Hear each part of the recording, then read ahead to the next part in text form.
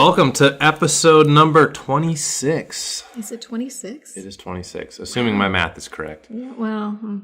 Last episode was 25. We didn't even say anything. I feel like that's an important number, but... Yeah. Anyway, we're happy you're here with us today. Don't mind us. We're just forgetting that we're actually recording. We are excited today. We're talking about a fun topic, I think, in ways. Unfun if you've experienced any of this. Right. But we are going to be chatting about basically a topic that's going to be for you if you have gone to the gym, not been sure what to do, and hurt yourself. Or seen somebody at the gym and hurt yourself. Right. Make sure to check out the show notes. I'm going to put a link to a great video, great YouTube. There's tons of these mashups out there, but I'll find a funny one about all the worst exercises people have done in the gym and the screw-ups that they have. Those are so good. I mean, you just can't. They're so painful and I know. You know, I feel bad for the people who got hurt. But you just can't stop watching. But it's hilarious. Yeah. So today we are talking about the top 5 worst exercises for your back. So this is an episode that we had a lot of response to was talking about how to manage your back pain. And so we thought it would be good to hopefully give you some information on what to do to, before you have back pain. Right. So hopefully prevent and things that. you might be doing in the gym to help your back that are actually making it worse. Lord knows there's a lot of that going on. So we are going to jump into that right now. And I think my hope is as we go through this that we can, sprinkle a little bit of research as to why these exercises are bad, but more importantly, put it in terms that are useful, today. If maybe you're on your way to the gym right now and you're about to go do crunches, don't do it. Sit in the parking lot and finish listening to this. But there's all these videos on YouTube and Instagram showing people doing exercises, and these people look really fit. How could they be bad? I mean, if you got a 6-pack, you know everything. Right? That's what I thought. That's what I thought. That's why I don't know anything. No, but I think it's important that we really outlay these 5 exercises, and that the exercise themselves in isolation probably aren't bad, but it's when you use it in a certain way that it's really bad. And I'm going to say that, and then I'm going to totally contradict myself, because except for this first one... Okay, there is a lot of research out there that doing tons of sit-ups and crunches actually is very bad for your discs in your back. I grew up in the area where crunches and sit-ups were everything. How come you never did them? Well, I did them. Oh, you did? Yeah. I thought you didn't exercise. Well, I used to. But maybe that's why all the people my age now have bad backs. It could be. They were doing crunches and sit-ups when they shouldn't be. But, I think... people have different opinions on this research that's been done, but Stuart McGill is a brilliant guy, has done a lot of the research on this, and I won't get into the 2 camps, but the research basically is showing that repeated sit-ups is not great, and repeated flexion or bending forward of your spine is not bad, particularly under load. So even worse if you grab a plate, 25-pound plate, and start doing sit-ups with that. There's also been studies in the Army, in the military, looking at, some of the basic fitness requirements are to do X amount of sit-ups. And they actually had an interesting study where one group of, I'm assuming they were trainees, in boot camp, they trained without ever doing a sit-up. All they did were planks, extension type exercises. And the other group did your traditional, do tons of sit-ups and crunches. And the injury rate was astronomically higher. Wow. In the group that did all the crunches and the sit-ups. And the performance numbers were actually better in the group that never really did them. Well, that says a lot right there. So I think, your abs do not work repeatedly flexing you. It definitely doesn't hurt if you're trying to get a 6-pack to a degree. But honestly, that's 90 to 95% nutrition. Eating the right thing is going to be, and genetics help too. Yeah, they're going to give you that crazy veiny 8-pack that you're looking for. But if you're doing crunches, if you currently have back pain, have currently had back pain, there are lots of other options of ways to strengthen your core in a way that's functional and going to help you in a day-to-day life. There's actually, I will put a link into an article that I wrote recently on our blog that actually, particularly if you're a golfer out there, talking about anti-extension and anti-rotational. exercises. Plank is an example of an anti-extension exercise, basically where you're trying not to let your low back arch. So if you've ever done a plank, or if you're doing any quote-unquote core exercise and you feel your low back getting fatigued and tired and tight, you're doing it wrong and you're hurting yourself. Stop. If you're on the bench right now doing crunches and your back hurts, stop. Well, first problem, I don't know why you're listening to me talk while you're working out. That's pretty uninspiring. But, but bigger issue, you should not be doing those crunches. So I think that's number one on my list is crunches or sit-ups, basically repeated, we call it in the fancy science world, dynamic spinal movement, and particularly into flexion or into extension, bending forward or bending backwards. Even worse when you have load, which leads to number two. Number two. What could that be? Deadlifts. Oh. I hate deadlifts, except when they're done right, in which case I love deadlifts. So deadlifts, I think, would be the one exercise that make the top 5 best and the top 5 worst. Yeah. And it really depends on, do you have any idea? You have to have proper form. Yeah, if you do it right or wrong. Right. If you do it wrong, Sally, we got problems. It's going to hurt. So, and this goes back to the previous point of the dynamic motion. Do you know what that would look like? Do you know when I talk about dynamic spinal motion under load? If you're watching on YouTube, you can see me making a wave. But if you're not watching, we'll doing a waving motion with the hand. Yeah, think of a snake. So when you're going to do a deadlift, if your back is arching and moving, it should be straight, right? Correct. So if you think of each vertebrae, so we have, this is going to test my immediate recall of my anatomy, but 7 cervical vertebrae, you got 12, thoracic vertebrae, which is the middle of your back, cervical is your neck, and then you have 5 lumbar vertebrae. If he's wrong, please write in and tell us. And if I'm wrong, it's going to totally be because of one of the false ones. It's not. That's where you get the difference between the actual vertebrae and then the joints. There's more joints than there are vertebrae. But bottom line, you have vertebrae in your neck. I digress. In your middle back, lower back. What we're talking about is there should be stiffness, meaning from one vertebrae to the next, there should be no movement, zero movement in terms of them bending forward or sliding forward or sideways. There should be no curve. Right. Well, no, because you're going to have naturally, you're going to have a little curve in your low back, a little curve in your... But that curve should not be getting bigger or smaller while you're deadlifting. For those of you who don't know what a deadlift is, get out from under your rock. But no, seriously, just go to YouTube and type deadlift. And type bad deadlift. There's probably some really funny videos out there of people destroying their backs. But, I would say search, for high quality, competitive weightlifters, meaning they've won at the national level and that sort of a thing. Not just, some random dude in a gym who has an iPhone and he's taking a video of himself. Right. And I think one thing that you will see, particularly if you look at the competitive, because I know these comments are going to come out, well, if you look at strongmen, their spine is flexed. Well, yes, but it's static. It's not dynamically going, flexing, and extending. Right. There are some world-class, power lifters who will have their spine actually a little bit more flexed. There's some argument out there that actually makes you stronger to have a little bit of a flex in your spine. But they're also world-class. And they're doing it for world records. For you who are a working individual, you do not make your living doing that. You're not training at that level. Please don't do that. Yeah. You keep that spine pretty stiff. And that you can have a little arch in your low back, but your deadlift, and that should be just your natural state. And this is hard to just talk about over a microphone. It would be different in a coaching situation. But basically, as you're doing your deadlift, very similar to the crunches, you should not feel really any fatiguing discomfort in your low back. A deadlift done correctly is a posterior chain exercise, which means your glutes, your hamstrings, basically everything on your backside from your waist down is doing all of the work, really extending you up. Your core musculature is really keeping that spine as stiff as possible. And there's lots of details. Maybe we'll get into a deadlifting episode if there's interest. But if there's interest. But that would be number 2, I think, is number 1 worst would be crunches.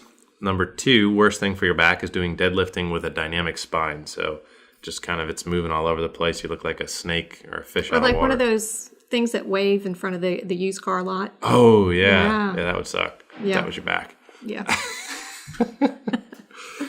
All right, number two, we already did. Number three, you actually brought this up, a plank. A plank, yes, because so many people do them incorrectly. Again, if I can tell you're doing it incorrectly, it's really bad. That would be totally agreed. So yeah, I would say any variation of a plank exercise is probably my number 3 on the list because so many of you do it wrong. You feel it in your low back and you think, yeah, I'm getting my back strong. I'm going to fix my back pain. Nope. Going to make it worse. Yeah. Then you'll be coming to see Chris, Ted, or Bobby to get your back fixed. And if you listen to an earlier episode, you may eventually be talking to Teri about how to get those really expensive drugs you're going to need because of all your pain at a good rate. But yeah, no, I think planks are a great idea. And when executed correctly, maintaining that stiff spine, that stable spine, if it's the lowest level plank where you're even just doing it on a wall or on an incline, progressing to where you're on your forearms, you push up on your hands and you're back down on your forearms, or maybe you're in a 3-point stance with only one hand on the ground and you're maintaining that position. I think if you're doing it correctly, that position or those variations can be hugely impactful and hugely helpful. Unfortunately, many of you out there are doing plank type positions with your low back burning and getting tired, and you're actually training yourself into bad patterns and bad habits. So that is why it makes number 3. Good. Do you want to talk about, why don't you talk specifically about military press? Well, I'm not quite sure what you mean by military press. Is that when you're on the ground? It could be. I'm curious to hear you explain this. I don't know. That's why I'm not the coach. So no, military press, have you ever seen somebody with the dumbbells or a barbell and they're pushing up overhead? Okay, yeah. So they're pushing the weights overhead. Okay. I mean, you could honestly put anything overhead in this category. So, an overhead carry, snatch would be another one that, if done incorrectly, could cause some real big issues. It's where you catch the barbell up overhead. That one always terrifies me. Yeah, your arms would probably rip off. You'd meet your deductible, though. Yeah, I would. Hey. Drugs would be cheaper. Let's go do some snatches that way.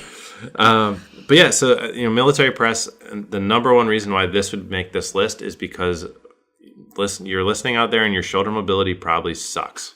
It's really bad. So I'm going to demonstrate this for everyone watching on YouTube. If you're not watching on YouTube, go to our YouTube channel and watch it. Yeah. But basically, if your arm comes up, it's not going to make it all the way up, to your ear, a little bit behind. You're going to actually be a little bit, maybe you can't get your arm up there, or it's painful, or the only way you do get your arm up there is by arching your back really big. And that's usually what happens. That's why this makes the list. It's because people will do, particularly like your local like YMCA or your bodybuilding, people are sitting there doing their shoulder presses. Maybe they're bringing them out in front of them. Yeah. And their back is arching every time they try to push it up because they don't have the shoulder mobility to get the weight up overhead. So they're trying to use their back to get it? So they're using their back to basically, if my arm only goes up, let's say halfway, I can use my back to make it look like my arm gets all the way vertical. And that's going to cause a lot of issues if you're using your low. It's usually the lumbar spine that ends up, because that's the part of your back that extends or arches the best. That's what it's designed to do. But not under load. And again, you're dynamically moving your spine. I think we keep going back to that.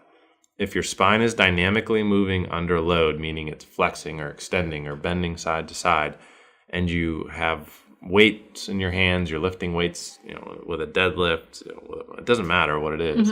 But if you're trying to do core work and your spine is dynamically moving, you're setting yourself up for problems. Now, some of these, like if you're, a dad picking up your toddler and you're trying to pick him up over your head and you arch your back, that's the same thing. Totally, yeah. It's totally not limited or restricted just to the gym. I mean, I've got 2 kids and they both have. My son's almost 6 now. He's a big kid now. Both big kids. We make big kids. But when you throw them up over your head, or you're lifting up, and my son's almost 60 pounds now. And if I'm doing that repeatedly and I'm doing that incorrectly, I mean, I've had many fathers throw their back out playing with their kids that we've had to, they may be interested in doing other things like golfing or running or, other active activities, but it's playing with their kids that takes them out for 3 weeks. And it's because of that same problem of not having the overhead shoulder mobility. It's a classic case of a shoulder problem causing back pain. But everybody's going to blame the back. Right. And the back takes all the grief. What about jobs where you may have to lift things overhead? Same case. Same exact case. So if you're putting boxes overhead, in warehouses, I used to work in a grocery store. If you're stocking shelves, obviously cereal boxes aren't that heavy, but the heavier the material you're putting up overhead, the more risk there is of injury for sure. So got to keep an eye on all those things. Definitely. So if they don't have the shoulder mobility, what do? Well, they come see you? Well, luckily for everyone listening, I'm going to actually put links into common fixes. So we'll put some common fixes for overhead shoulder limitations. We'll put that in the show notes.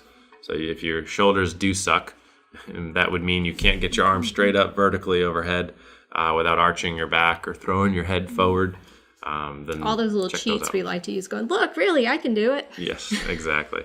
I'm also going to put, for those of you who are attempting to deadlift and cannot touch your toes, I'm going to put in the toe touch fix too. That's such a good one. And even honestly, if you don't ever want to deadlift ever day in your life, but you can't touch your toes, that sounded weird. You can't touch your toes.